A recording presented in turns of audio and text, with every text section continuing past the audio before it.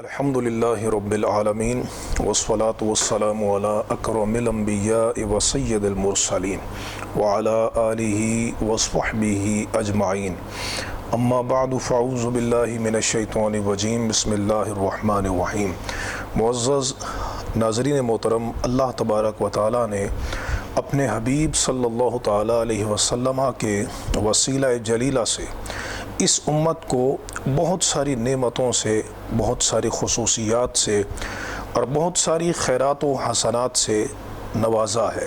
اللہ تبارک و تعالیٰ کے ان عظیم احسانوں میں سے اور عظیم فضل و کرم میں سے جو اس نے اپنے حبیب علیہ السلام کی امت پر فرمائے ہیں، ایک احسان یہ ہے کہ اس نے جنت کے اور عرش کے خزانوں میں سے خاص خزانہ اس امت کو عطا فرمایا ہے۔ ہمیں چاہیے کہ ہم اس خزانے کی طرف توجہ کریں اور اس خزانے کا فیض حاصل کریں، اور وہ خزانہ کیا ہے جو جنت اور عرش کے خزانوں میں سے اس امت کو عطا کیا گیا۔ یہ صحیح بخاری میرے ہاتھ میں موجود ہے۔ امام بخاری اپنی صحیح کے اندر اس حدیث کو روایت کرتے ہیں کہ نبی کریم صلی اللہ تعالیٰ علیہ وسلم نے حضرت عبداللہ بن قیس سے فرمایا، کتاب المغازی ہے، حدیث نمبر 4205 ہے۔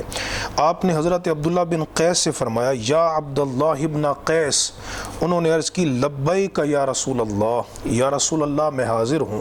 تو حضور نے فرمایا، الا ادلک علی کلمۃ من کنز من کنوز الجنہ، فرمایا کہ کیا میں تمہیں جنت کے خزانوں میں سے ایک خزانے کی خبر نہ دوں؟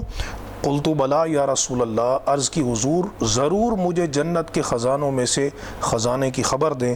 تو حضور نے فرمایا، لا حول ولا قوت الا باللہ، یہ جو کلمہ ہے یہ جنت کے خزانوں میں سے ایک خزانہ ہے۔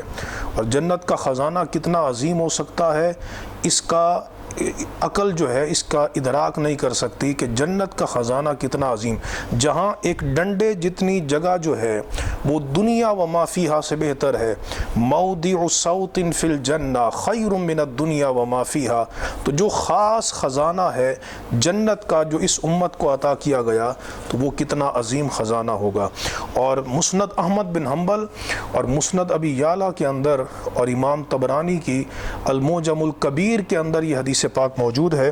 نبی کریم علیہ السلام نے ارشاد فرمایا، اعطیت خواتیم سورۃ البقرۃ من کنز تحت العرش، حضور نے فرمایا کہ مجھے عرش کے نیچے جو خزانہ ہے اس خزانے میں سے سورۃ البقرہ کی جو آخری 2 آیات ہیں، خاتمہ ہے، حضور نے فرمایا کہ یہ مجھے عرش کے نیچے جو خزانہ ہے اس میں سے مجھے عطا کی گئی ہیں، اور لم یعطہن نبی قبلی، اور یہ خزانہ مجھ سے پہلے کسی نبی کو نہیں عطا کیا گیا۔ تو ظاہر ہے کہ یہ بڑا خاص خزانہ ہے، اور یہ اس امت پر اللہ تبارک و تعالیٰ کی خصوصی رحمت ہے۔